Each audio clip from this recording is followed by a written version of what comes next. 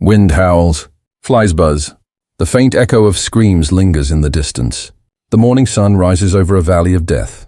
Thousands of bodies sway on wooden stakes, their faces frozen in agony, their eyes pecked clean by crows. The air reeks of rot and iron. A soldier drops to his knees, trembling, as he realizes the corpses stretch for miles. Men, women, even soldiers of the great empire itself. No battlefield. No mercy, just silence, and the groan of wood under the weight of the dead. Some whisper it was punishment. Others say it was a warning to the world. This wasn't hell. This was Wallachia. And the man behind it was called Vlad. Vlad the Impaler, the son of the dragon. The Prince of Pain. But before the world trembled at his cruelty, they whispered of his justice. He was born into chaos, a land torn between empires, where betrayal was a language and survival, an art. As a child, he was taken hostage by the Ottomans, forced to watch the same men who murdered his kin dying beside him. They taught him fear, and he never forgot the lesson. When he returned to Wallachia, he brought more than a crown. He brought vengeance carved into wood and blood. Every traitor, every invader, every thief who dared cross him became part of a growing forest of warning. Some said he drank his enemy's blood. Others claimed he dined among the impaled, raising a cup as their screams echoed through the dusk. But to his people, terrified yet loyal, he was the only ruler who brought order through terror. The nobles whispered his name in fear. The Ottomans wrote it in disbelief. And the world began to ask the same question. Who was this man? Hero, tyrant, or something far darker? Perhaps the answer lies not in his cruelty, but in the crucible that forged it. A land soaked in blood long before Vlad ever spilled his first drop. 15th century Wallachia was a land caught in the jaws of monsters. To the south, the vast Ottoman Empire, hungering for more. To the north, the Christian kingdoms of Hungary and Transylvania, each plotting their own dominion. And in between stood a small, blood-soaked strip of earth, where loyalty changed with the wind. Vlad returned to a homeland torn apart by treachery. His father murdered by his own nobles. His brother blinded and buried alive. The throne, a seat drenched in betrayal. Every noble house whispered promises, then sold them to the highest bidder. But Vlad was not a man of whispers. He ruled with the edge of a stake. He demanded loyalty, not through love, but through fear. Thieves were skinned, liars impaled. Those who defied him vanished before sunrise. The boy who once bowed to empires had become a man who made empires bow to him. He rebuilt Wallachia's fortresses, forged alliances in blood, and turned his fractured realm into a weapon. To his people, it was the first taste of peace they'd ever known. To his enemies, it was the birth of a nightmare. Rumors spread faster than his armies, of a prince who punished with precision, who saw betrayal not as sin, but as infection, and purged it without mercy. And somewhere in the distance, the Ottomans began to take notice, unaware that the lesson he learned as a hostage was about to be carved into their history. With 20,000 stakes, yet terror, like all power, begins at home. Before empires would fear his name, his own people would feel the weight of his justice. When Vlad III took the throne, mercy became a forgotten word. He ruled not with armies, but with terror, an executioner wearing a crown. At dawn, the stakes rose like crops across Wallachia. Each sharpened post was oiled to pierce cleanly through flesh. Victims were hoisted alive, their bodies sliding slowly downward until the stake emerged from their chest or mouth. They didn't die quickly. Some lasted hours, some days, and that was the point. Every impalement was a message. To thieves, honesty. To nobles, obedience. To invaders, fear. No one was spared, not merchants, not priests, not even ambassadors who mocked his rule. Vlad's justice was as blind as it was brutal. Chroniclers wrote that his men built forests of death, thousands of bodies swaying in the wind, each one a warning carved in blood. And when Ottoman envoys refused to remove their turbans before him, Vlad ordered them nailed to their heads. He didn't hide the horror. He invited it. He dined among the impaled, calmly eating his meal as their screams echoed through the fields.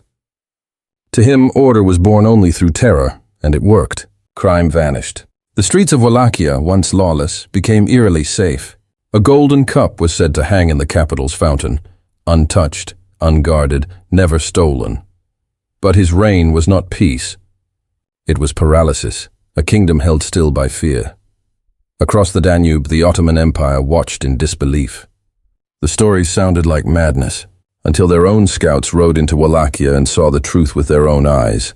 Miles of stakes, thousands of corpses, and one man at the center, a prince who ruled as if he were death itself.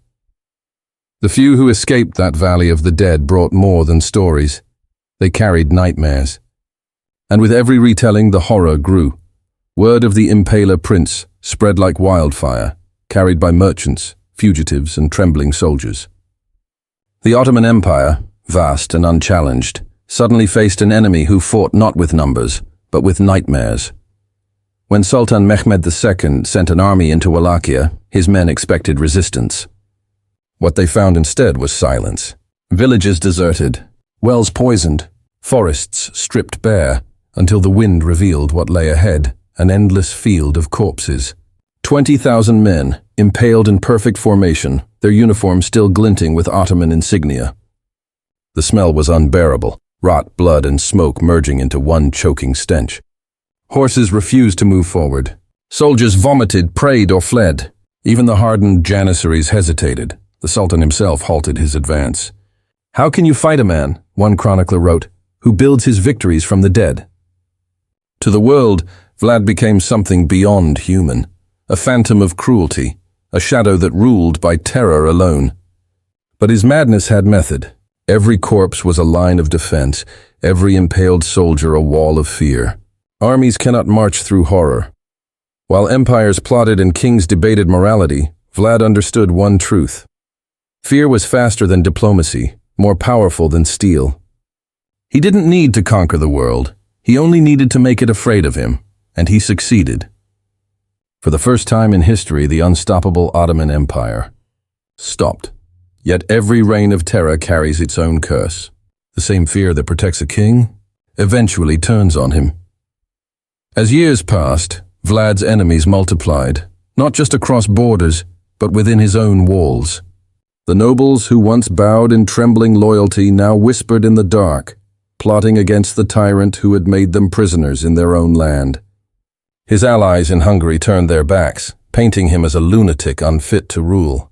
The Ottomans, humiliated and burning for revenge, waited for the moment his grip would falter, and it did.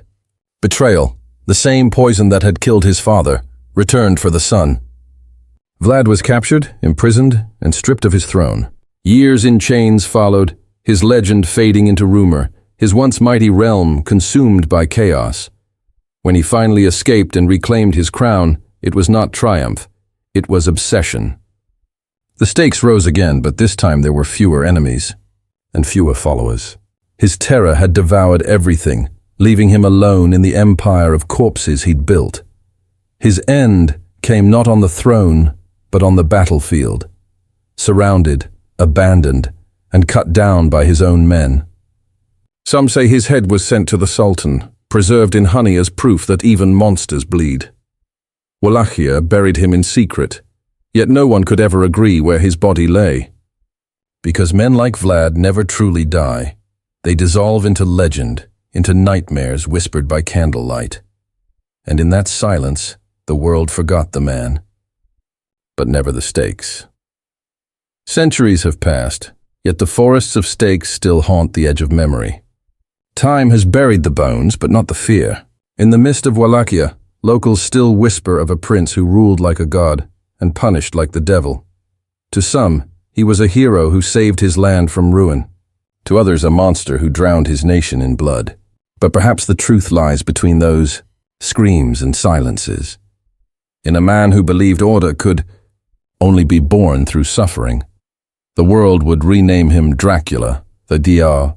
Storytellers would turn his cruelty into myth, his punishment into legend. Yet behind every tale of vampires and darkness remains something far more human and far more terrifying, a man who discovered that fear itself is the sharpest weapon ever forged. Empires may fall, kings may fade, But terror leaves roots. If history's darkest punishments fascinate you, step deeper into the shadows with us. There are still stories waiting to be unearthed, and justice waiting to bleed.